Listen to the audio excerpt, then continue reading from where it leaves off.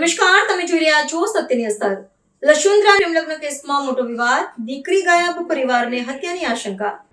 લશુન્દ્રા ગામમાંથી એક ગંભીર અને સંવેદનશીલ મામલો સામે આવ્યો છે. ગત 7 તારીખે એક યુવતી કોલેજ જવાના બહાને ઘરેથી નીકળી હતી અને ત્યારબાદ અચાનક ગાયબ થઈ ગઈ હતી. યુવતીની ઉંમર 18 વર્ષ છે, જ્યારે યુવકની ઉંમર 32 વર્ષ હોવાનું સામે આવ્યું છે. પરિવાર દ્વારા આક્ષેપ કરવામાં આવ્યો છે કે યુવતીને ભગાડવામાં અનેક લોકોની સંડોવણી હોઈ શકે છે. 9 તારીખે યુવતી તરફથી પરિવારને લગ્ન થયાનું સર્ટિફિકેટ મોકલવામાં આવ્યું હતું, પરંતુ ત્યારથી આજ દિન સુધી યુવતી ક્યાંય જાહેરમાં જોવા મળી નથી અને કોઈ સત્તાવાર નિવેદન પણ આવ્યું નથી. પરિવારજનોએ યુવતીની સલામતી અંગે ગંભીર શંકા વ્યક્ત કરી છે અને હત્યાની આશંકા પણ વ્યક્ત કરી છે. પરિવારના જણાવ્યા અનુસાર યુવતીને પરત આપવા માટે પૈસાની માંગણી કરવામાં આવી હતી અને પૈસા ન આપીએ ગંભીર પરિણામોની ધમકી આપવામાં આવી હતી. આ મામલે યુવતીની માતાએ પોલીસમાં સત્તાવાર ફરિયાદ નોંધાવી છે. સામાજિક આગેવાનો સાથે પરિવારજનોએ પોલીસ સમક્ષ રજૂઆત કરી અને યુવતીને સુરક્ષિત પરત લાવવાની માંગણી કરી છે. પરિવાર અને આગેવાનો દ્વારા કેટલાક લોકો સામે ગંભીર આક્ષેપો કરવામાં આવ્યા છે અને તેમની સામે કાયદેસરની કાર્યવાહી કરવાની માંગણી કરવામાં આવી છે. આ સમગ્ર પ્રકરણમાં કેટલાક પોલીસ કર્મચારીઓની સંડોવણી હોવાના આક્ષેપ પણ કરવામાં આવ્યા છે, જેના કારણે મામલો વધુ ગંભીર બન્યો છે. પરિવારોનું કહેવું છે કે યુવતી આજ સુધી ક્યાંય રજૂ કરવામાં આવી નથી અને માત્ર લગ્ન સર્ટિફિકેટ મોકલવામાં આવ્યું છે. સ્થાનિક સ્તરે તણાવની સ્થિતિ સર્જાઈ રહી છે, ત્યારે બંને સમાજ વચ્ચે શાંતિ જળવાઈ રહે તે માટે પણ અપીલ કરવામાં આવી છે. પોલીસ દ્વારા સમગ્ર મામલે તપાસ શરૂ કરવામાં આવી છે અને યુવતીની શોધખોળ માટે કાર્યવાહી હાથ ધરવામાં આવી છે. પ્રેમ લગ્ન કે ષડયંત્ર, સવાલો અનેક, જવાબ હજુ બાકી. દીકરી ક્યાં છે? પલક બેનની મમ્મી બોલું.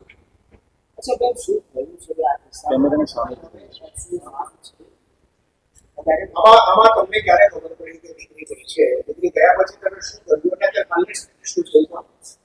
સવારમાં 8 વાગે કોલેજ ગઈ, પછી એ દરરોજ 12:30 ફોન કરતી હતી કે મમ્મી મારું જમવાનું રાખજે. રેગ્યુલર, કોઈ દિવસ એવો નહીં બને કે 18 વર્ષની થઈ સુધી અને કોઈ દિવસ ફોન ના કર્યો હોય. 5 વાગે હોય તો 5 વાગે બોલે કે મમ્મી ઘરે આવું છું. આ કોલેજ ગઈ તઈ એ દરરોજ 12:30 રેગ્યુલર ફોન કરે, મમ્મી મારી કોલેજ છૂટી ગઈ, હું નીકળી ગઈ. તો અમે એનો 12:30 ફોન ના એટલે મેં ફોન કર્યો તો ફોન એનો સ્વિચ ઓફ આવ્યો. પછી હું સતત એને ફોન કરતી જ રહી. ફોન કર્યા પછી મને થોડુંક વધારે બીક લાગી કે બસ નહીં મળી હોય, શું નહીં થયું હોય. તો મેં 2:30 વાગે તો મેં રેગ્યુલર ઘરે આવો તો 2:30 વાગે ના આવતા થોડી મને ગભરામણ થવા લાગી. કઈ મારી છોકરીએ પહેરેલું ઓઢેલું હોય, કઈ હોય, અને જો કદાચ એને કોઈ ઉપાડી ગયું હોય તો મારી બહુ આતુરતા વધી ગઈ. પછી મેં છોકરાને ફોન કર્યો કે ભાઈ બેન ઘેર આવી નહીં. તો કે મમ્મી આવશે, દરરોજ આવશે ને આજે નહીં આવે. તો છતાંય મેં તો ફોન કરતા 4:30 વાગ્યા. 4:30 વાગ્યા પછી મારી બહુ જ વેદના વધી ગઈ. પછી અમે એને ખોરવા નીકળ્યા તો અમને કહીએ પણ મળી નહીં. પછી રાત્રે 9 વાગે અમે પોલીસ સ્ટેશન ગયા અને ત્યાં જઈને કહ્યું કે સાહેબ મારી દીકરી મળતી નથી. તો કે એ કેટલા વર્ષની થઈ? મેં 18 વર્ષની થઈ. પણ સાહેબ એવું બધું તો કઈ નહીં, પણ પહેલા મારી દીકરી મને શોધીને આપો. વર્ષની તો કોઈ મા બાપને એવું થોડું હોય, છોકરું તો વાલ સોયું જ હોય ને. અને એટલી મોટી છોકરી ઘરે ના આવે એટલે, અને કોઈ એવા લક્ષણ નતા કે કોઈ એવી એની આડ અસર, કોઈ એવું કશું હતું જ નહીં. તો કદાચ મને એવો એમ કે મારી છોકરીને ઉપાડી ગયા. મેં ફરી બધી આટલી બધી બધા અમારા પાટીદાર સમાજના અમે બધા ખોર કરતા પછી એક દિવસ અમને એવું કહેવામાં આવ્યું વકીલ મારફતે કે તમારી દીકરીએ લગ્ન કરી લીધા. મારી દીકરી એવી હોય તો લગ્ન કરે ને, એને કઈ જોર જબરજસ્તી લગ્ન કરાયો હોય તો એ શી ખાતરી? મને કોઈ દિવસ પછી ફોન ના આવ્યો, કોઈ ખબર નહીં આવી, એમને એમ લગ્ન કરી લીધા.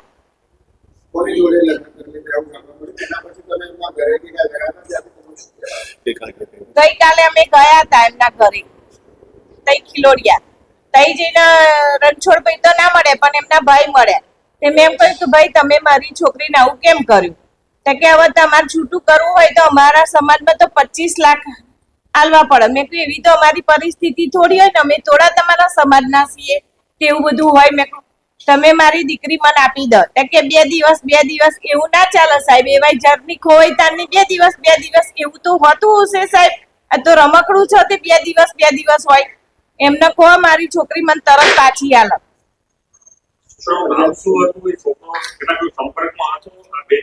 ના, મારી છોકરી તો કોલેજ કરે ને, એ તો ડમ્ફરનો ડ્રાઈવર છે સાહેબ. એ તો 7 ધોરણે પાસ નહીં.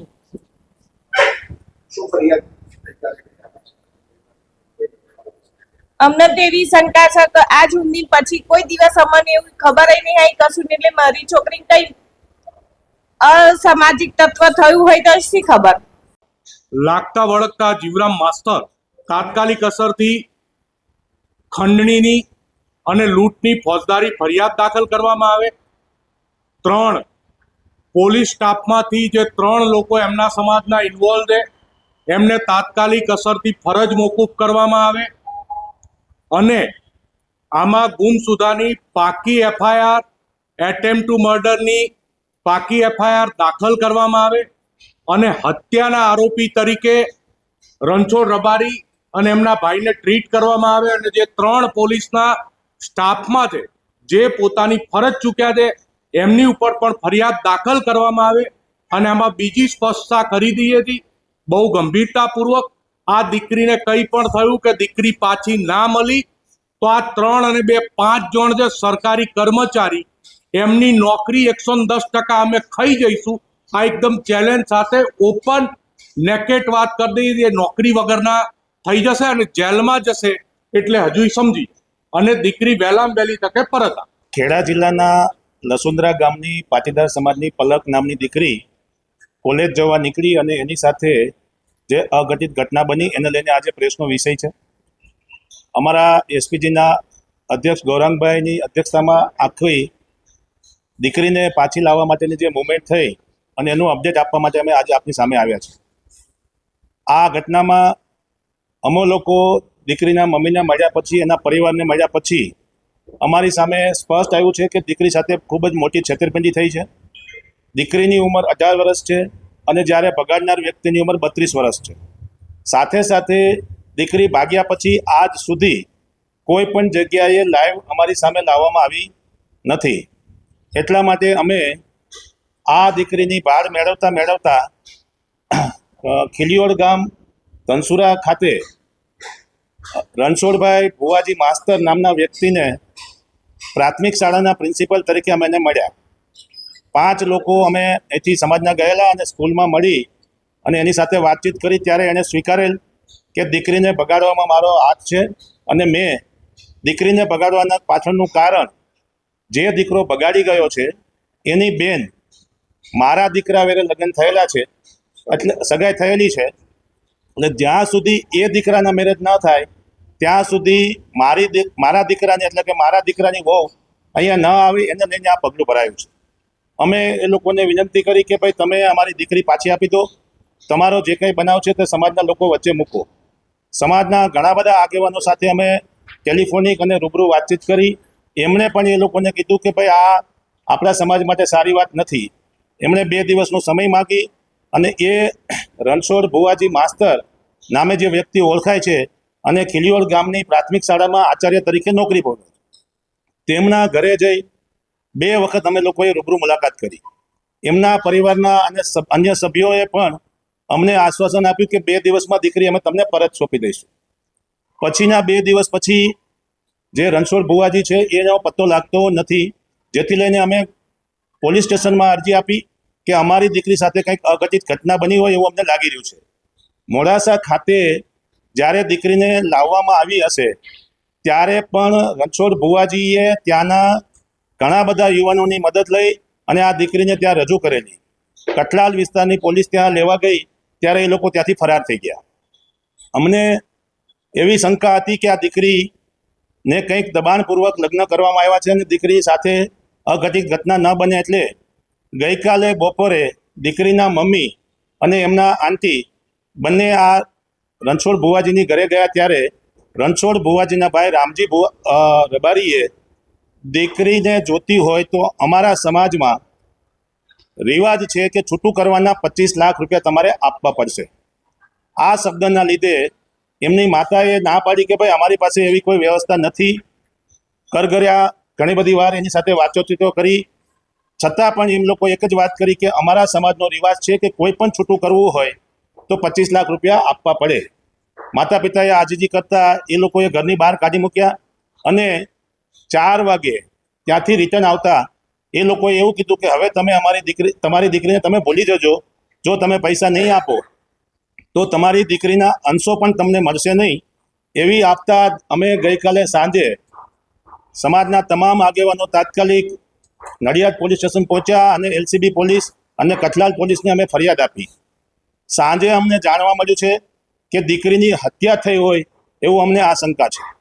કારણ કે 15 દિવસના પીરિયડમાં દીકરીને ક્યારેય પણ કોઈ પણ જગ્યાએ કોઈ પણ વ્યક્તિ સમક્ષ, કોઈ પણ પરિવાર સમક્ષ, કોઈ પણ કેન્દ્રની અંદર દીકરીને રજૂ કરવામાં આવતી નથી, જેથી કરીને એ લોકો 2 દિવસનો વારંવાર સમય માગી રહ્યા છે. અમારી શંકા પરિણામમાં ન ફરી વળે અમને અત્યારે પણ હજી અમારા મનમાં ક્યાંક ને ક્યાંક આશા છે કે અમારી દીકરી જીવિત હશે અને અમને પરત આવશે. પરંતુ એમના જે શબ્દો છે તેને લઈને અમારું બહુ ખૂબ જ અમને ઊંડી શંકા જાય છે કે અમારી દીકરીનું મર્ડર થયું છે. આ વિગતે તમામ ફરિયાદ અમે કઠલાલ પોલીસ અને ખેડા પોલીસને ત્યાં આપેલી છે. પરંતુ એમાં ખેડા પોલીસની અંદર નોકરી કરતા હોય એવા દીકરીને બગાડનાર સમાજના લોકોમાંથી 3 પોલીસ અધિકારીઓ પણ સંડોવાયેલા છે. સાથે સાથે સમાજના જે આગેવાનો કહેવાય છે એમાંથી કચ્છઈ ગામના 3 લોકો અને જે દીકરીને બગાડનાર સાથે સાક્ષીઓ જે છે એ તમામની સામે કાર્યવાહી કરવામાં આવે. અને અમે જે સરકારની નેમ છે, સરકાર જે કહી રહી છે કે અમે નારીઓની સુરક્ષા કરીશું, દીકરીને સુરક્ષા કરીશું, એ સરકારને અમે વિનંતી કરી રહ્યા છીએ કે અમારી દીકરી જલ્દીમાં જલ્દી અમને પરત સોંપવામાં આવે. લગ્નના બહાને, છેતરપિંડીના બહાને દીકરીને કોર્ટમાં રજૂ કરી અને ફરીથી દબાણ હેઠે રજૂ કરવામાં ન આવે એવી અમારી વિનંતી છે.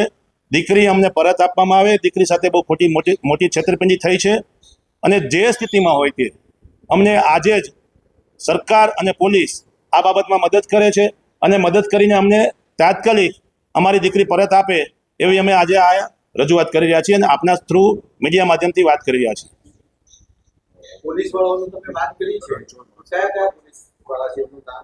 ના, એમના નામ અમારી પાસે નથી આવ્યા, પણ 3 પોલીસ એમાં છે એવું રણછોડ રબારીનું કહેવાનું હતું કે અમે પોલીસની મદદથી જ અહીંયા લાવ્યા છીએ. અને મોડાસા પોલીસના જ્યાં રજૂ કરવામાં આવી હતી એમાં પોલીસના જે અધિકારીઓ સંડોવાયેલા છે એની સામે કાર્યવાહી કરવાની, લૂંટ અને ખંડણીની ફરિયાદ દાખલ કરવાની. રણછોડ રબારી સાથેના એના ભાઈ જે રામજીભાઈ છે એ તમામ લોકો ઉપર ખંડણી અને લૂંટની ફરિયાદ દાખલ કરવામાં આવે. કારણ કે દીકરીની પાસે 17 તોલા સોનું અને 2,80,000 રૂપિયાની રોકડ રકમ પણ દીકરી પાસે હતી. એ પણ હજુ ક્યાં છે અને શું પરિસ્થિતિમાં છે એની પણ માહિતી અમારી પાસે નથી. પિયુષ એટલે રણછોડભાઈ રબારીની દીકરાનું સગપણ પિયુષની બહેન સાથે કચ્છઈ ગામ ખાતે કરવામાં આવ્યું છે. કચ્છઈ ગામ છે અને એ ગામના રબારી સમાજના આગેવાનોએ પણ આ લોકોને સ્પષ્ટતા કરેલી કે જ્યાં સુધી પિયુષના લગ્ન ન થાય ત્યાં સુધી અમારી દીકરીના લગ્ન તમારા દીકરા વેરે નહીં થઈ શકે. એટલા માટે આ બધું ષડયંત્ર ઊભું થયું છે. અને આ તમામ માહિતી પ્રાથમિક શાળાની અંદર સ્વમુખે અમને રણછોડ રબારીએ જણાવેલી છે.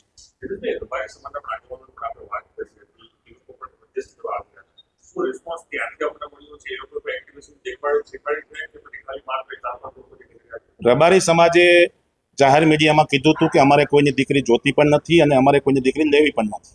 એટલા માટે અમે રબારી સમાજના ઘણા બધા આગેવાનોનો સંપર્ક કર્યો છે અને એ લોકોએ અમને આશ્વાસન પણ આપ્યું કે અમે સમાજના લોકોને વાતચીત કરીશું. પણ દીકરી પાછી આપવાના પ્રશ્ન કરતાં પણ દીકરી ક્યાં છે એ વિષય જ ખૂબ જ મહત્વનો છે. દીકરીને કઈ રીતે ગુમ કરવામાં આવી છે, કઈ રીતે એની સાથે અઘટિત ઘટનાઓ બની છે, એને કઈ રીતે દબાણમાં લાવવામાં આવી છે, એ જ અમારો મુખ્ય વિષય છે. એટલા માટે સમાજના આગેવાનોને પણ અમે અપીલ કરીએ છીએ કે દરેક સમાજની વચ્ચે વર્ગ વિગ્રહ ન થાય, સૌહાર્દ જળવાઈ રહે અને દરેકની દીકરી દરેકના સમાજ માટે, દરેક માતા પિતા માટે મહત્વની હોય છે. એટલે દીકરીનો વિષય હોય આમાં કોઈ પણ બીજી શંકા કુશંકા કર્યા વગર સમાજને આ દીકરી પરત આપવામાં આવે અને જલ્દીમાં જલ્દી આ દીકરીના માતા પિતા શાંતિથી દીકરીને મળી શકે એવા અમારા પ્રયાસો છે.